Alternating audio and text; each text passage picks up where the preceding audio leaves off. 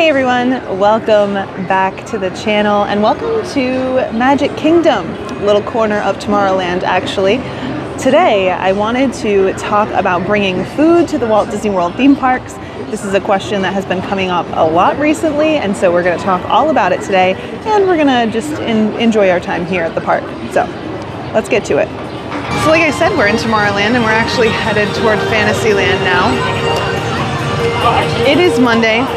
It is after 2 o'clock and it's a little crowded in this area. I did a video about visiting Magic Kingdom on Mondays, which I will link in the description down below. So let's talk a little bit about food.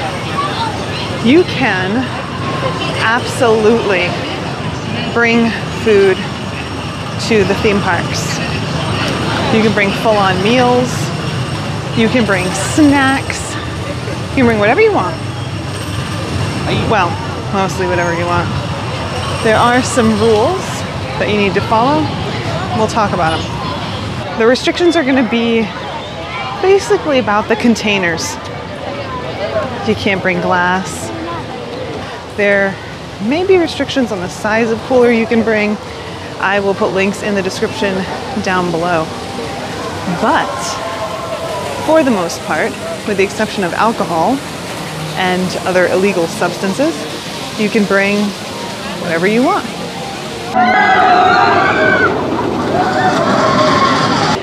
So you can bring food, but the question is, why would you bring food? Well, that's a really good question. We could, of course, have a conversation about money. We could have a conversation about calories and health. We could also have a conversation about how much food you can eat in one day. Because I don't know about you, but I only have so much room.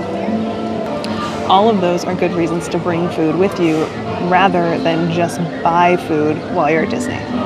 Let me explain. Before we get into that though, for those of you who watched our Mondays really busy at Magic Kingdom video, I maintain that Fantasyland is still the most terrifying of the lands. I'm just saying, watch your ankles, ladies and gentlemen. Quick detour. We are now on the Liberty Bell. First time I've ever done this ride, and we're doing it together. So I think it'll be fun. So let's talk about this first reason that you might want to bring food, and that's cost. It's no secret that Disney can be expensive, especially if you are buying all of your meals and snacks from Walt Disney World. The price range can be anywhere from like $5 to $15, sometimes even more, if you are buying different food items here. And that really adds up, especially if we're talking about like breakfast, lunch, dinner, all these snacks that you might eat in between. So a good way to cut that cost is to bring some of those items with you, which is exactly what I like to do. But we're about to take off, so let's turn you around so you can see what I'm seeing. Cargo secured. All passengers boarded, sir. Now, for those of you on the port side, that Rivertown we're passing is Frontierland.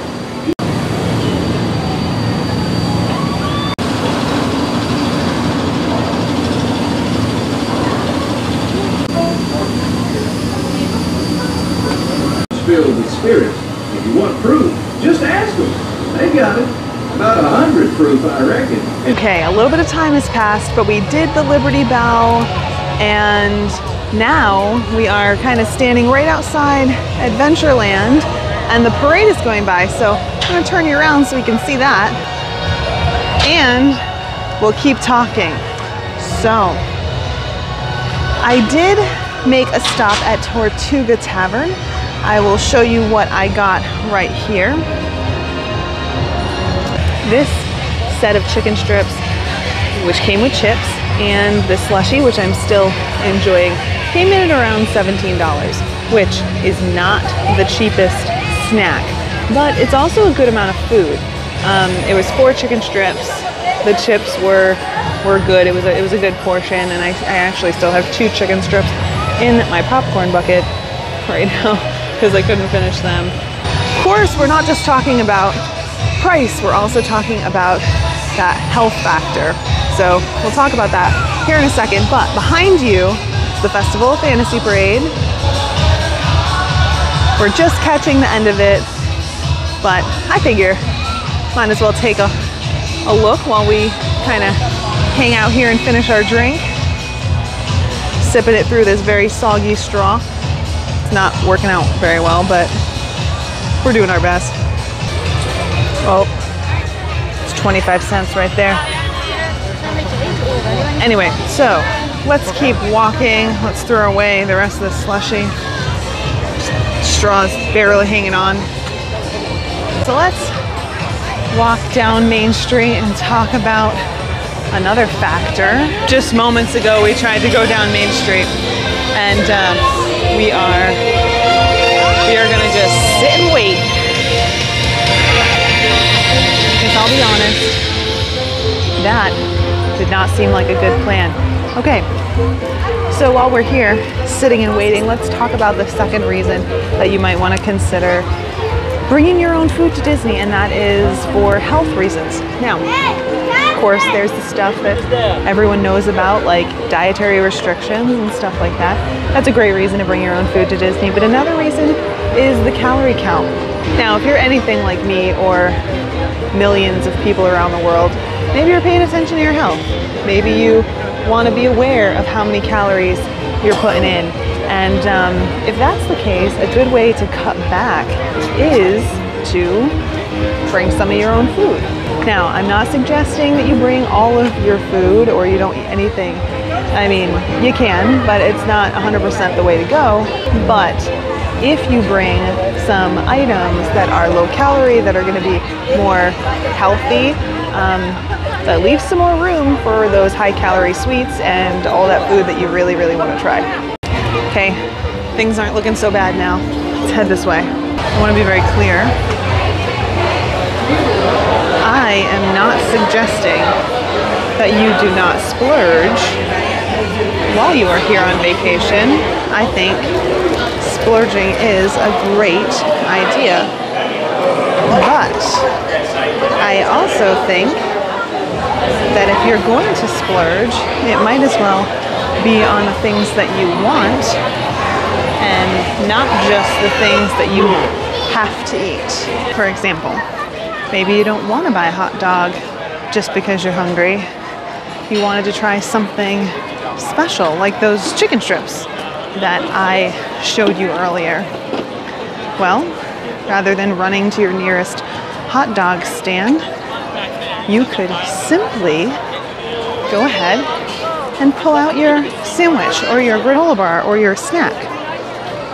Then you're not only saving money on that $13 hot dog, but you are also saving those calories so that you can blow them on that thing you really, really wanted. Now, this is something that I have been doing for years.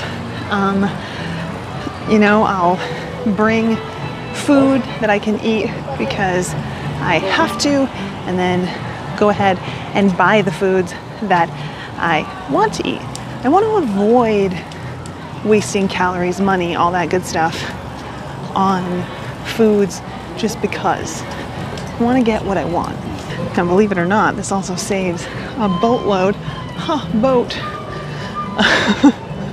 It saves a boatload of time because you're not sitting down at table service restaurants unless you want to. You're not standing in lines to order food unless you want to. So it's a win on a number of different levels. All right, we are in the parking lot. Ursula 340 today, way out there. We're like right at, I don't know if you can see it, we're like right at the turn where you turn into preferred or standard parking. So we're like way out there. So we talked about the price, we talked about calories, but last, certainly not least, is the amount of food you can fit in you on any given day. Now, I don't know about you. I think I mentioned this before. There's only so much food you can eat. And I know what you're thinking. Why on earth would I bring food if there's only so much food I can eat? Like, that seems counterintuitive. I hear you, but it actually makes a ton of sense. See, the thing is, when you're here at Disney, you can sometimes find yourself in a position where you need something to eat. And we found the car, by the way. Sorry, I needed to get in the car kind of mid-thought.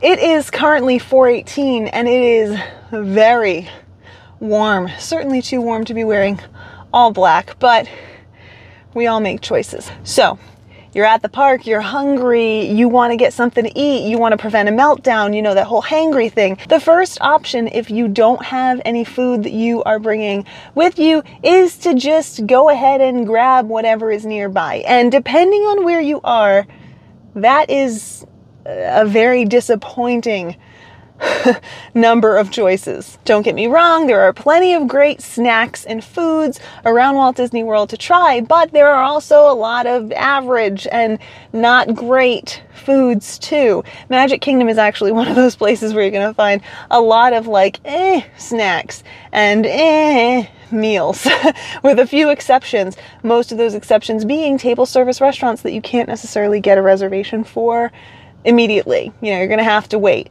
So having snacks, having food that you can bring with you, even if it's a sandwich or whatever it is that you choose to bring, allows you to eat that when you really need something to eat rather than spending $13 on a hot dog. I think we talked about that earlier, but honestly, it's been such a big day that I can't remember.